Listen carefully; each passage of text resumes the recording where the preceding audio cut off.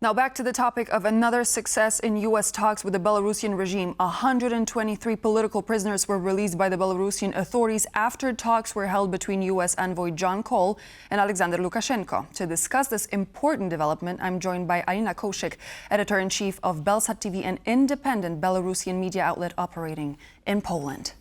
Good evening and thank you for joining me here on World News Tonight. Good evening. Thank you for having me. Pleasure as always. So, an important moment. 123 political prisoners were finally released. And this is the moment I can gladly say we've all been waiting for, also here on TVP World. How does it make you feel to know that these people are going to walk free? It's always a happy moment when you see the information about the releasement of political prisoners, because please do remember that those people are not criminals. Those people are mostly normal people or activists or human rights fighters or journalists, so they don't have to be imprisoned at all. What should we say? That this is the biggest releasement of the last month, and John Cole, in his new position as a special envoy of United States to Belarus issues, as he said today, this is his mission, to release as many people as it's possible. Today I've been to Vilnius near the US Embassy, where we have been waiting for the buses with people, but unfortunately they only saw a couple of small cars, and just 8 persons came to Vilnius tonight. Among them are 7 citizens of different countries. Among them is Australia, or for example Lithuania, Latvia and Poland, and only one Belarusian citizen, but Alice Bielsat, who is our Nobel Prize winner. We saw it, we talked a little bit, but this is what we had today in Vilnius. But the biggest surprise was made by Alexander Lukashenko, that the biggest portion, more than 100 people, were sent to Ukraine. And till that moment, we know that Ukrainian authorities and privately, General Budanov is in charge of them now, and we know that they are now in safety. But till that moment, none of Belarusian representatives is near them. I would also like to ask you, in the context of this today's release, why do you think Andrzej Poczobut was not among the people that were released by the Lukashenko regime? We all have been waiting for a releasement of Andrzej Poczobut, as well as the releasement of my colleagues from Belsat who are still imprisoned and who are not on the list of those people who are free now. As for Andrzej Poczobut, I believe that he's one of the most cautious prisoners for Alexander Lukashenko. He knows that Andrzej Poczobut is a perfect person to put more pressure on Polish side, on Polish society, on Polish government, and that means also that the price he could receive for Andrzej Poczobut was not enough for them to release Andrzej. We also know that his health condition is quite poor at the moment, and we all keep fingers crossed for him to be released, and they know that Polish government did a lot fighting for Andrzej Poczobut, but not only. There were some rumors that Andrzej Poczobut was not on the list of Belarusian Democratic Forces, but Franek Pieczorka recently told that no, Andrzej Poczobut was on the list together with other political prisoners. So this is just Alexander Lukashenko, who is not willing to free Andrzej Poczobut. We also know that there are some rumors that they wanted Andrzej Poczobut to sign ask for bargaining him, but as far as I know, this can't be true at the moment.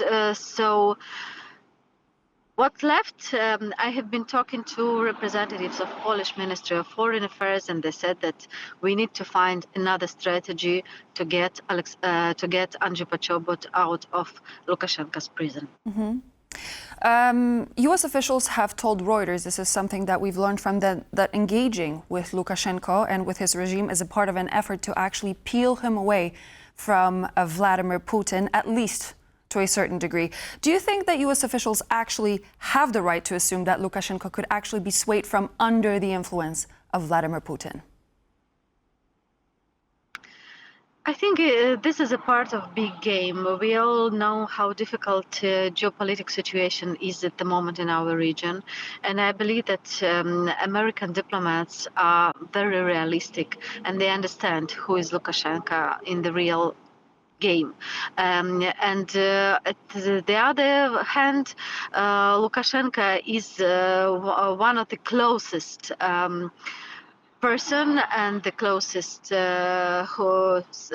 closest person to Vladimir Putin at the moment. Belarus is supporting Russia in the war.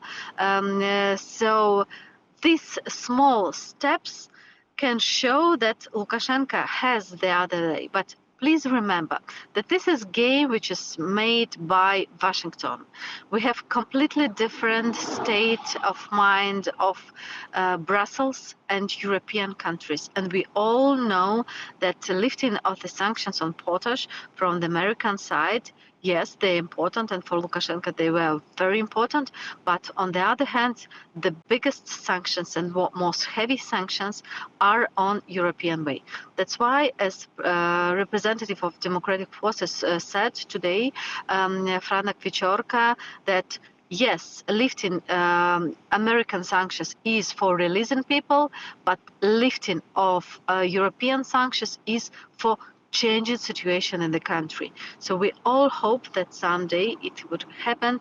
And of course, we all are worried because there is information, because despite of this latest releasement, still we have new political prisoners in the country.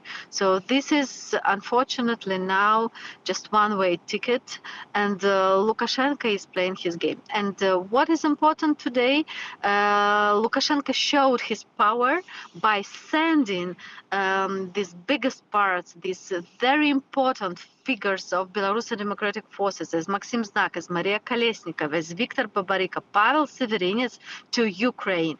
Nobody was waiting for them in the Ukraine, and thanks to Ukrainian side who has this possibility and capacity to take these people on board, but everything, you know, all the infrastructure were prepared here in Vilnius or even in Warsaw, but nobody expected it would be Ukraine. So Lukashenko wanted to, you know,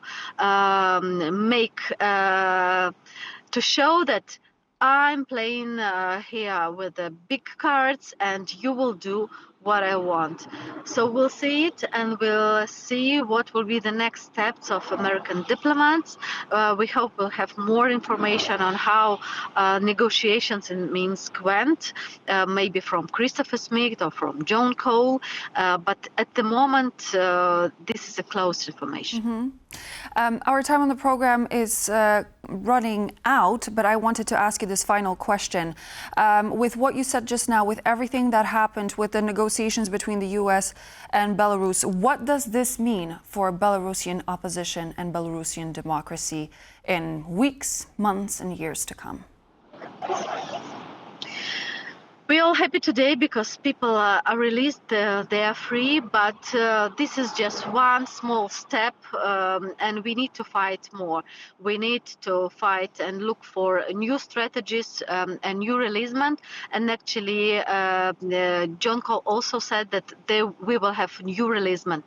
Probably 100 people or even 1,000 people will be released, because we still have more than 1,000 people of political prisoners at the moment. So this is just a part of the game, and this is just one step, but still we are in the game, and these new big figures like Viktor Babarika and Maria Kolesnikova will definitely make stronger the Belarusian democratic forces. Thank you so much, Alina. Alina Koushyk, Editor-in-Chief of Belsat TV, an independent Belarusian media outlet, was my guest on the program. Thank you so much. And so this would be all for now here on World News Tonight. I'm Klaudia Czerwińska. Thank you very much for joining me, and I hope to see you back here on TVP World very soon.